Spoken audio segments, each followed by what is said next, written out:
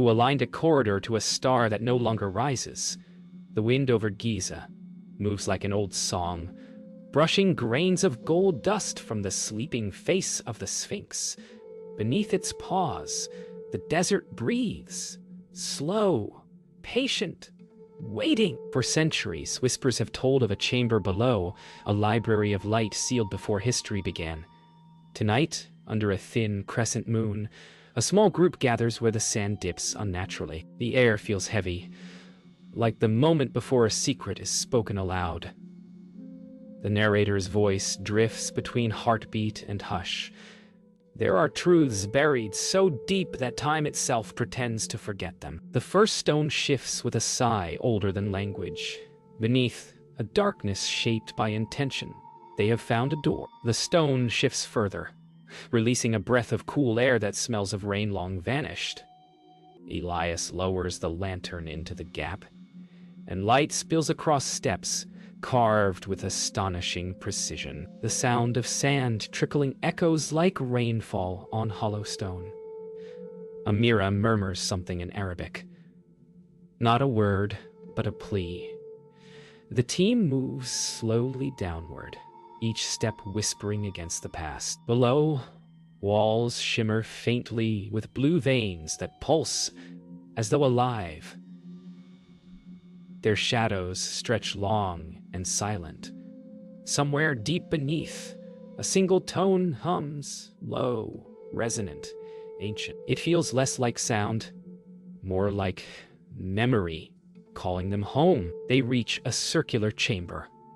Its ceiling curves like a night sky carved in stone, thousands of tiny gems embedded to form constellations unseen by modern eyes. In the center stands a black pedestal coated in centuries of still air. Jonas wipes it gently. Beneath the dust lies a golden plate, an engraving of the Sphinx itself, but with two heads facing opposite horizons. The moment feels weightless, as though time pauses to watch. The humming deepens, vibrating through their bones. Layla whispers that it sounds like breathing. No one answers. They are standing inside a memory the world forgot to remember. A faint mechanism clicks. Dust spirals upward in gentle circles. The floor beneath them shifts slightly, revealing lines too straight to be natural. Omar's hand tightens on his staff.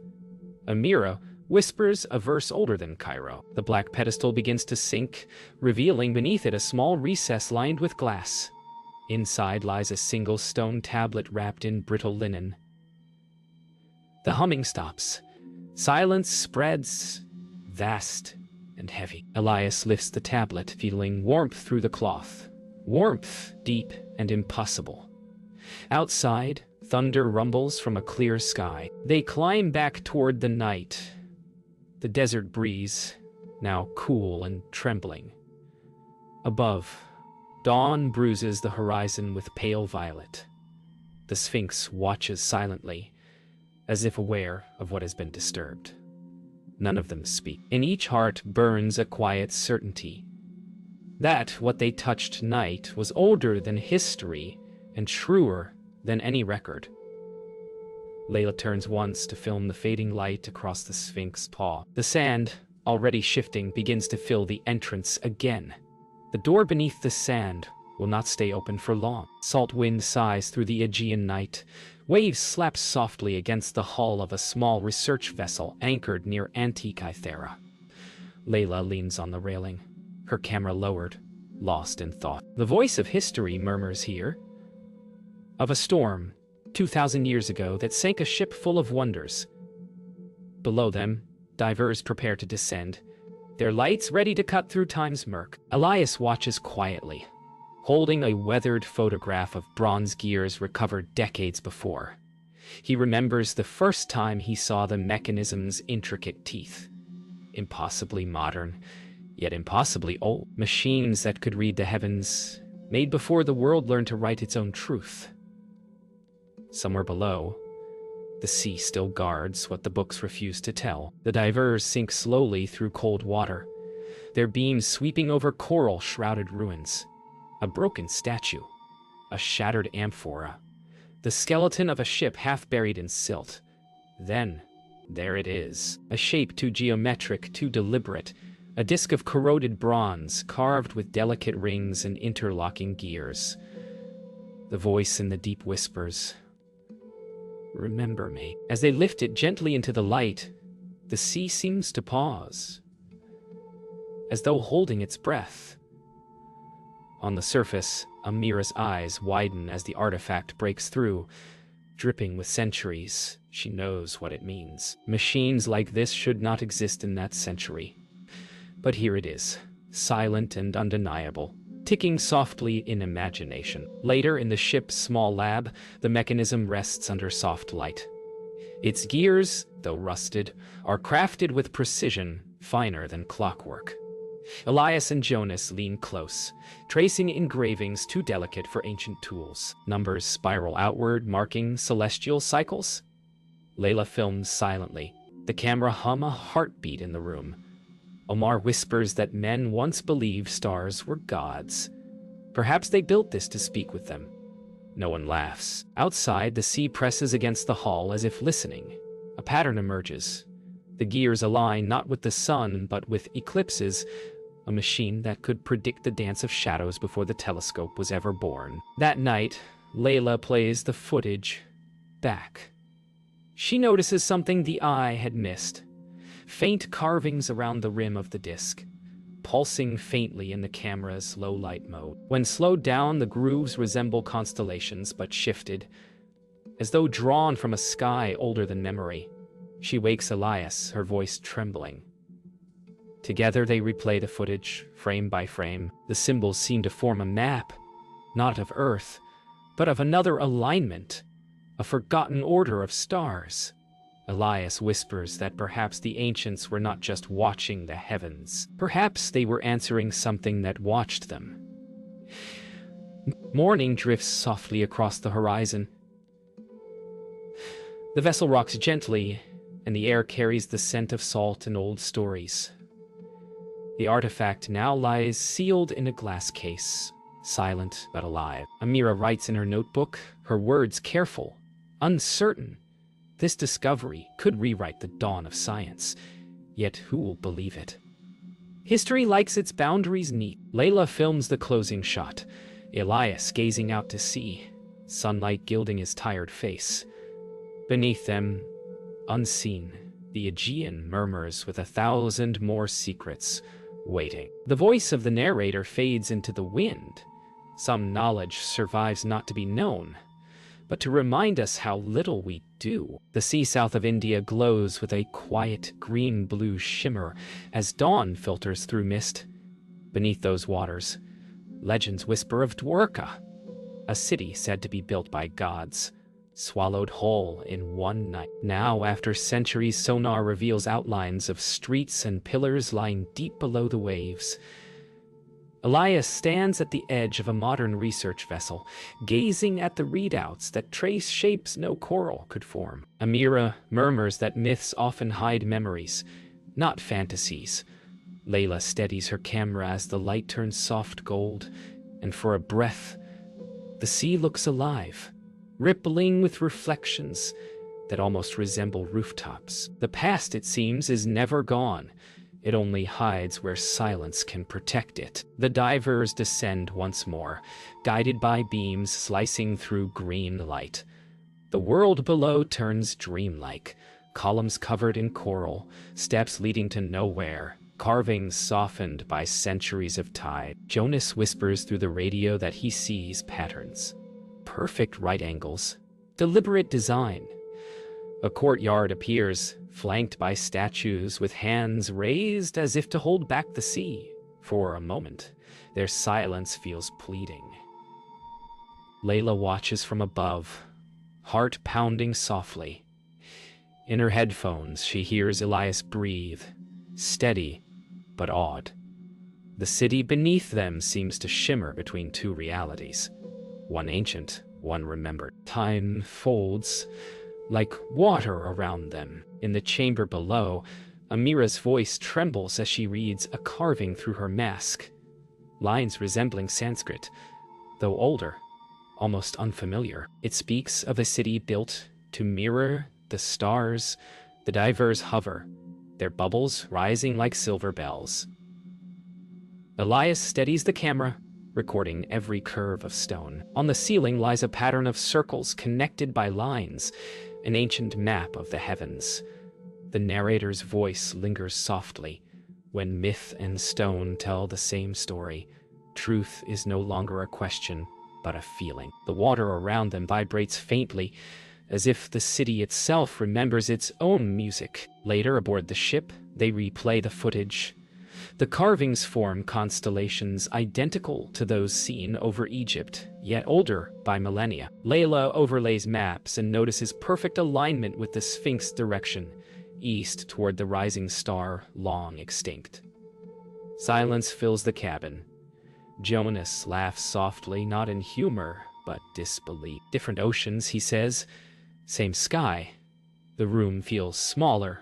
The world older. Amira closes her notebook gently, as though afraid the knowledge might escape. They realize these ancient architects may have shared one dream: to carve the heavens into stone before the sea reclaimed their cities. As dusk falls, the horizon burns amber and violet. The ocean lies still, holding its secrets in quiet depths. Elias records his notes in a slow voice, describing the impossible geometry, the harmony between myth and measurement. The narrator speaks softly through him. Perhaps history is not a line but a tide, rising and falling, erasing and revealing. Below, Dwarka sleeps once more beneath layers of calm water. Above, stars begin to appear, reflected on the waves. Twin skies meeting for an instant.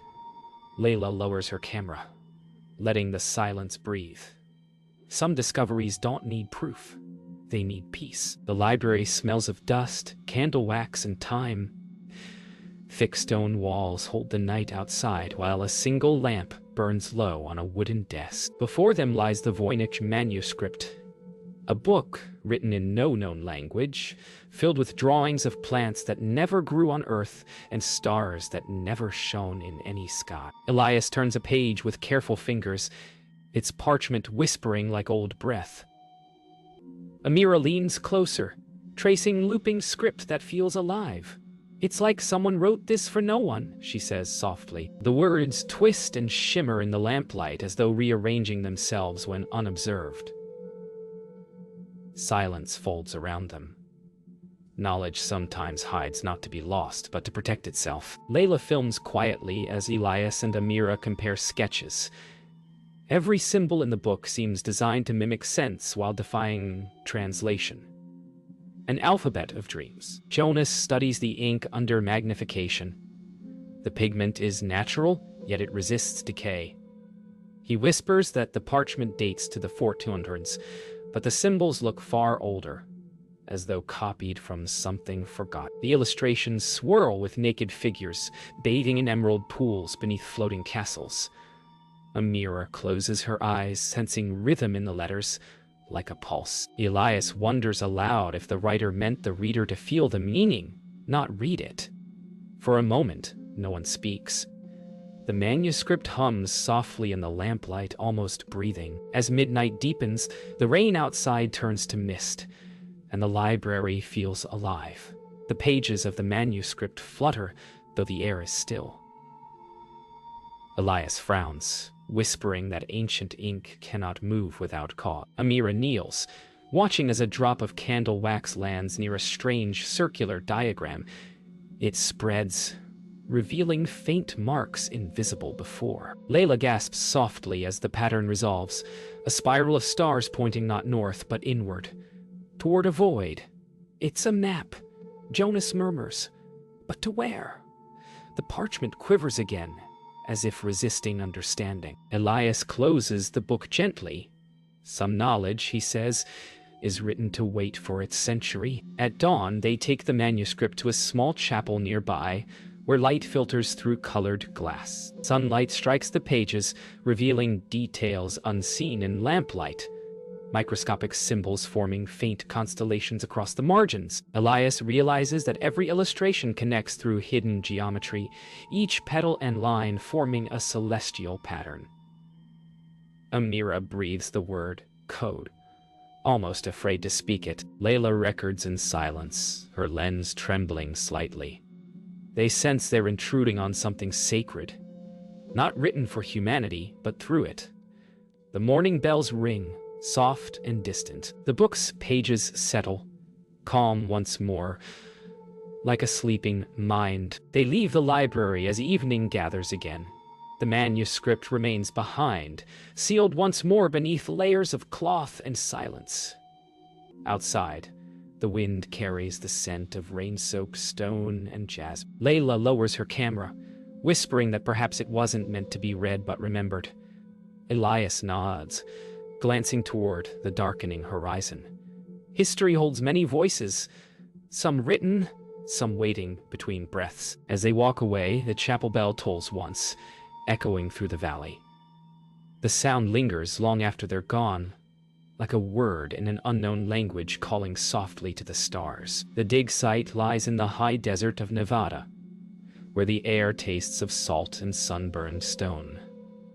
The team stands before a deep trench, its walls striped with the colors of time. Amira brushes away sand from a bone that gleams white against red earth. Far too human, far too old. Elias studies the sediment layer, his brow furrowed. It rests 12 million years too deep. Layla films silently, the camera trembling slightly in her hands. Omar murmurs a prayer beneath his breath, uneasy. The narrator's voice drifts like wind across stone. The earth remembers everything, but it does not explain. Some bones tell stories that the living are not ready to hear. In the tent that night, the lantern light flickers across notebooks and skeletal diagrams. Jonas spreads the dating results, numbers that make no sense. The bone, clearly human in shape, lies older than recorded evolution. Amira's pen stills mid-sentence. Elias stares at the paper, lips tightening. Layla looks up from her camera, whispering, "What if it's not wrong? What if our timeline is?" Outside, the desert wind hums softly, brushing the canvas. The narrator's voice becomes a murmur of sand. Sometimes discovery doesn't expand knowledge, it threatens it. Somewhere beyond the tent, coyotes call, echoing like lost laughter in the dark. At dawn, the trench seems different. The shadows deeper, the silence heavier. Amira descends alone, flashlight beams sweeping across the layered rock. She finds another imprint, a hand pressed into stone, long, slender, unmistakably human. It rests beside the fossilized shell of a creature extinct before humankind first dawned. She calls softly for Elias, voice trembling with awe. The others join her, eyes widening at the impossible impression. Jonas whispers that the rock is 13 million years old. No one answered. In that quiet moment, the boundary between myth and science blurs, and they all feel very small beneath the vast patience of the earth. The find spreads uneasily across the scientific world. Emails, reports, and quiet denials ripple through late-night screens. Funding stalls. Questions multiply. The team gathers in the camp once more, exhausted and uncertain. Elias sits apart, reading a weathered book on early hominids. He says softly that truth often comes before belief is ready. Amira nods, her eyes shadowed with wonder and worry. Layla records one last interview, her voice trembling. The narrator's tone softens. Every discovery has two lives, one in the earth, and one in the minds of those who dare to listen. When the excavation closes, they leave the site undisturbed. The fossil reburied, its resting place marked only by memory. The desert wind fills the trench once more, sweeping away footprints until the ground looks untouched. From a nearby ridge, Elias gazes at the endless expanse of sand. He knows the find will fade into rumor, dismissed as error or myth. Yet beneath the surface, truth remains, quiet and patient. The narrator's voice fades like dust in sunlight. The earth will tell its story again, someday, to those who still remember how to listen. The temple stands deep in the mountains of southern Turkey, where wind hums through carved pillars older than cities. The team moves slowly through Göbekli Tepe's stone circles, the morning mist coiling around them like breath. Elias places his hand against a massive pillar. It vibrates faintly beneath his palm. Amira hums a low note, and the air trembles in response. The sound moves through the ground, echoing like distant thunder. Jonas measures the frequency, shaking his head in disbelief. "The pillars sing," he whispers. The narrator's voice floats softly. "Before there were words, there was sound, and sound built the first walls of worship. The stones, it seems, remember that music still." Well, inside the main chamber, sound becomes presence. Each word, each breath seems to linger a heartbeat too long before fading. Elias claps once, softly. The echo folds upon itself, rising in pitch like a living thing. Amira records the tone on a handheld device, her brow furrowed. "It amplifies only certain frequencies," she says quietly. Jonas nods, adding that these frequencies match the human heartbeat at rest. Layla films, capturing dust, drifting through shafts of light, each mote vibrating with the unseen pulse. The narrator whispers, "The builders carved not just walls, but instruments, temples that could make stone sing," reminding creation of its own rhythm. Later, as evening descends, the team sits in a semicircle around a fire inside the ruins. They play back the recordings, and the sound that fills the night is hauntingly beautiful. Deep, harmonic tones that seem to move the air itself. Elias watches the flames bend slightly with each resonance. "These weren't temples," he says softly. "They were instruments." Amira smiles faintly, eyes glistening. "Or prayers." The narrator's voice blends with the hum. Humanity once spoke to the world not through language, but through vibration. A conversation between flesh and stone, between earth and breath. For a moment, they all feel it again. Connection. They test the vibrations through the night. When Jonas plays back a low hum at 72 hertz, the air itself seems to shimmer. Small stones shift. Dust spirals upward. Amira laughs softly in awe, a sound that carries into the night and echoes back. Altered, but recognizable. Layla captures it all. The camera lens fogging with warmth. Elias looks toward the horizon, whispering that these tones might have healed, or guided, or called. The narrator's tone deepens. Before temples were for gods, they were for remembering harmony, the ancient pulse that lives beneath all things. At dawn, the temple lies silent again. The fire has burned down to embers. Elias records the final notes of the resonance in his journal. Amira traces a spiral carved into the floor, its center worn smooth by countless generations. Layla walks slowly through the circle, camera lowered, eyes full of quiet wonder. Jonas packs the equipment, pausing once to listen to the wind threading through the pillars. It hums faintly, a farewell tone. The narrator's voice closes softly. "Sound is the oldest memory of the world, and in these stones it still sings, not for us, but through us." Snow drifts softly outside the old archives in Istanbul. Inside, under the golden glow of a reading lamp, Elias unrolls a fragile parchment, the Piraeus map, inked in 1513. It shows coastlines that should have been unknown, drawn with accuracy that defies the instruments of its time. Amira runs her gloved fingers above the lines, tracing the unmistakable outline of Antarctica, centuries before its discovery. Layla films in silence, her breath fogging the lens. Jonas whispers, "How could he have known?" The narrator's voice flows like a whisper through history. Sometimes the world remembers itself through fragments, through hands guided by memories older than civilization. The map trembles slightly in the lamplight, as though the earth itself exhales. Elias examines the map through a magnifier.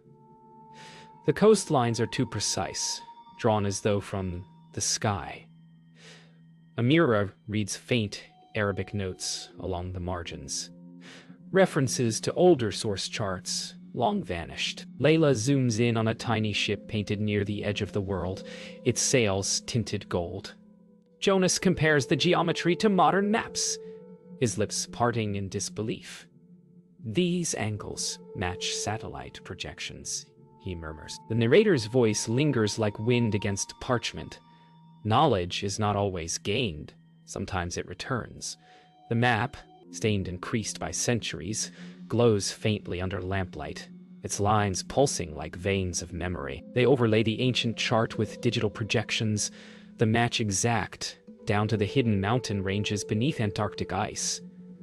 The room falls silent. Amira whispers that Piri Reis credited his map to older charts from the time of kings who knew the whole world. Layla feels a chill. Though the air is warm, Jonas traces the Antarctic coastline with a pencil, murmuring that it could only have been drawn when the land was ice-free, 12,000 years ago. The narrator's voice softens. Sometimes history is not a record of progress, but of forgetting. The world, it seems, once saw itself whole, and then forgot how to look. That night, the team steps out onto the balcony overlooking the Bosphorus. Snow still falls, blanketing the city in silence. Elias speaks softly. If maps can remember what men forget, then the earth has always known its own face. Amira smiles faintly, her breath turning to silver mist. Layla turns her camera toward the sky instead of the sea, filming the quiet stars. Jonas looks at the glowing city lights and murmurs that every discovery seems to lead backward, towards something older, purer, untold. The narrator's voice settles like snowfall. Perhaps the future is not ahead of us at all, but beneath the ice, waiting to be recalled. Morning returns pale and quiet. The map lies rolled once more, sealed in its case, its secrets preserved for another generation. Elias closes his notebook, writing only one sentence. "The world has been mapped before we learn to see it." Amira ties her scarf, her eyes warm but distant. Layla packs her camera with care, as though putting away a fragile dream. Jonas lingers by the window, watching sunlight break through the clouds over the sea. The narrator's voice softens to a final whisper. "The earth is old, the truth patient and history. Only the part we remember to write. Beneath every age lies another, waiting, quiet as dawn."